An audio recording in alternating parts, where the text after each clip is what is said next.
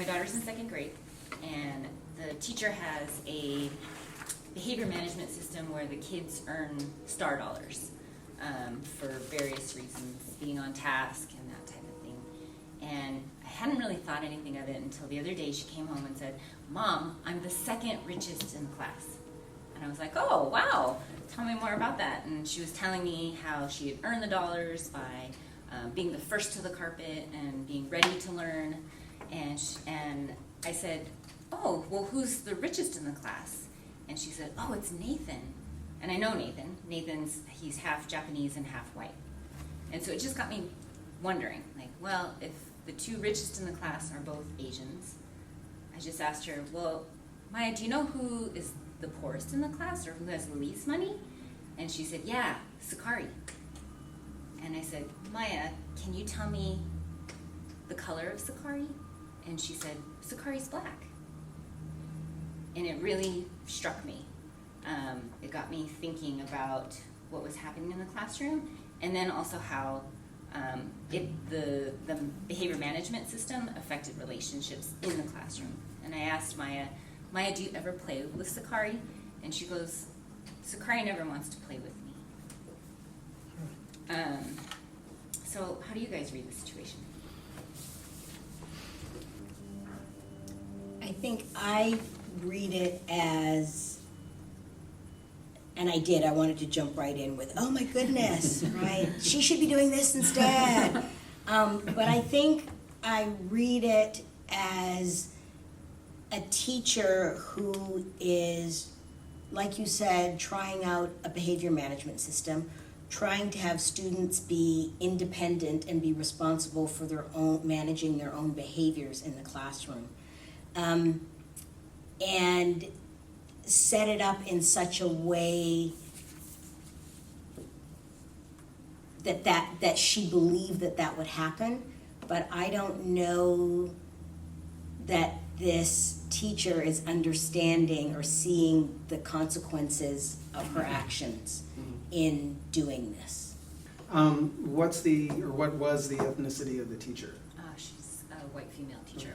Okay, because that, to me, that in terms of the cultural pieces of it, that's something that I would want to know before making any assumptions. But knowing that, one of the things that comes to mind to me is, again, sort of piggybacking on what Shelley was saying, like she's trying to implement a system, right? But where are her ideas of what a workable system for behavior is, and are there pieces of her background that influence that, especially since the students aren't from the same cultural place that she is from? Well, and when I think about the work that we did earlier with the aspects and assumptions of white culture in the United States, I'm looking at, in terms of the question, what might be the underlying issues or problems, I think, as Dan and Shelley were both saying, it's the system. And so there's really that rugged individualism piece. There's the you got to be number one, the winner-loser dichotomy, as well as the work ethic and status power. So the work ethic says hard work is the key to success, and your kiddo is, really focused on being successful, as well as that wealth equals worth piece. And so one of the situations, not only with your daughter, but the other piece about Sakari is that he's saying that he doesn't want to play, and I think that she doesn't want to play, and I'm thinking that is really challenging when you're thinking about if you don't have any class Starbucks, what is your class value? Right. The microcosm of this system of doing it this way, and this is the best way, and this is how everyone should act, and we all should be, and this is right.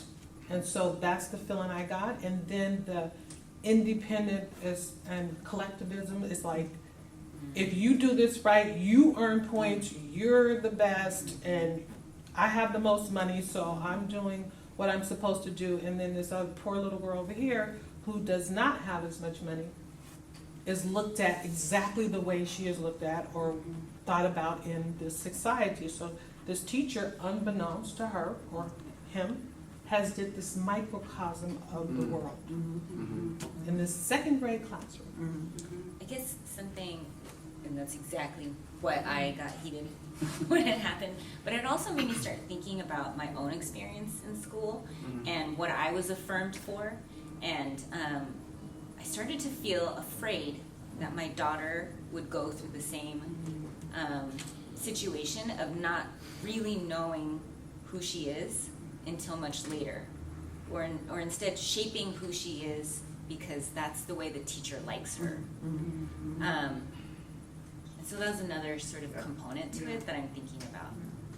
And even here in this discussion, because just listening to you, Anna Maria, what you just said, your daughter knows who is the strongest in the class and who is the weakest in the class. Right. And So it seems like we have a pretty good understanding of the issue. So I just want to kind of move us into thinking about how would you respond to the teacher? Because it's something that I have to do, and I'm not quite sure how to do it. So if you can think or help me to think about how would you respond to the teacher?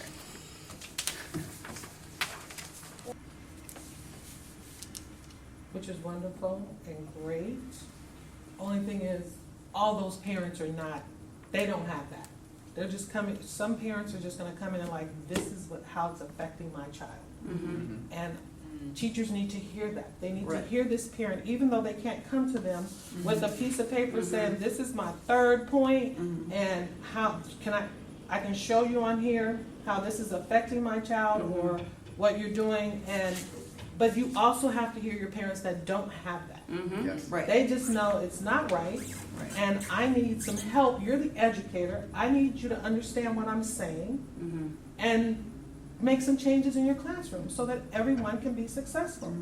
So I mean, I get the third point, and we know that because we're educators, but I also want teachers to hear the parents that don't have that. Right, absolutely. And I think to follow up with that, I also commend you actually as someone who wants to go in and make a change, because your daughter, as the second richest in the class, you know. Well, I want her to be the richest. Exactly. That's what this is about. That's right. Is that she's only second. As your daughter, who's the second richest in the class, came home and told you about it, which sparked something in you. Do you think Zakari is going home and telling her mother Yeah. or her family that she's the poorest in the class, right? And so her family may know nothing about this whatsoever. Right. So who is going to advocate for her, right? Who is going to advocate for the second poorest in the class, right? And step in and get this teacher to understand that you are perpetuating a system. And then the other thing about this is we just keep talking about money, money, money, and wealth, wealth, wealth. Right. Who's to say that Zakari at home may not already be poor, right? And so she is just fitting in already right where she fits in with society right now. And that again is just reinforcing that, you know, I'm nothing. Well, that goes back to what we were talking about with white supremacy culture. The system is functioning exactly as it is meant to. Right. And it is accomplishing the results that it is designed to accomplish. Yep. You know, in the classroom and out. Yes. And that makes me think of a conversation that I had a couple years ago with another colleague, and he's a white parent, and he's talking about how he has to go into conversations with teachers, making sure that he's not asking for a bigger piece of the pie. Right. Right? And I commend you, like, it doesn't seem like you're going in and being like, hey, I gotta fix this so my daughter can have, it's about, you're doing the opposite. It's like, hey, like, for lack of a better way of saying, like, what's the pie? And what are we really trying to do? And is there inequity in the access that kids are having to different parts of the classroom, whether it's social, whether it's status, whether it's academic too? So that just made me think of that. Can I pause this? I wanted to ask the flip question of, we've just had this great discussion, what might you do if you were the teacher, just so that we have some of that filming, or do another scenario. But I also want to be really mindful of time. Yeah, it's 5 to 11, so what?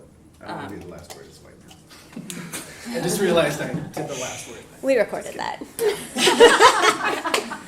So yeah. So And out. do we want to do another, like they're pretty long If we're scenarios. the teacher. This was a good scenario. If we're the teacher, I don't understand the part. of- So if we were to just flip this question and say, like, if Nicole was to say, okay, we thank you for giving me a lot of ideas. I also want to, following the protocol, how might you deal with this if you were the teacher? Just so that we have some of that clip too, so that we can, if we need to model what we want our teachers doing, we're talking about the classroom practice, and we want to pull them back into the classroom. Right.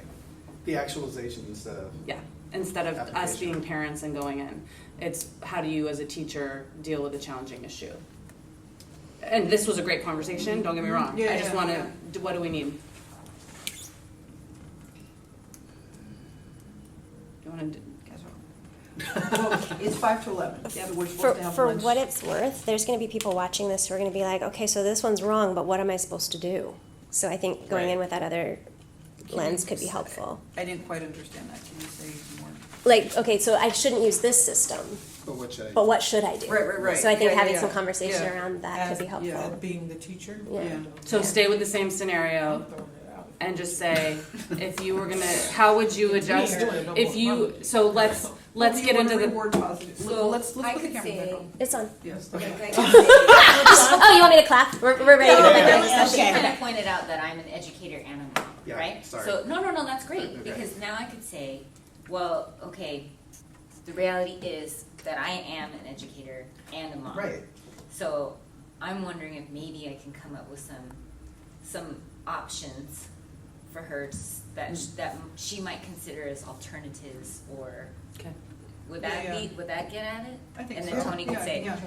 strike it Throw it dead. out. Throw it out. Do not pass go, do not. Throw that one out. Well, You two need to talk louder. Okay. Okay. She keeps coming over Really? like that. But, yeah, she's over here like this, and which is so funny because I keep thinking every time you start talking, Tony, I'm like, talk in your Tony voice already. I thought I was talking. Well, No, that's- you're talking this when- quiet when little Charlie voice. made the little thing and look at Shelly, and she's like, oh. Okay, you guys ready? So Yes? that's what I should say. So Wait. Hang on. So, as an educator and a mom, like you pointed out, I do have that dual role, and I totally hear you about, like, I want to make sure she understands that not all parents can advocate like I can. But serving that dual role, I'm wondering if maybe there are some options or some different approaches that I can offer alongside having that discussion with her. What are your thoughts? Well, I'm thinking about going back to what's your goal?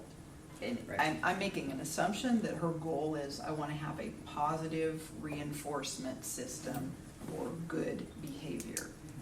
We've had a lot of discussion about that good behavior really being interpreted through a lens of white supremacy. But maybe that's her goal. And then if whatever that goal is, like thinking about what's another way that you could get at that same goal. And so for just something like that, I'm thinking about, can I engage the kids in a discussion of what does it mean to pay attention? What do we look like when we pay attention? And it'd be interesting to see if they've already internalized what I think it means.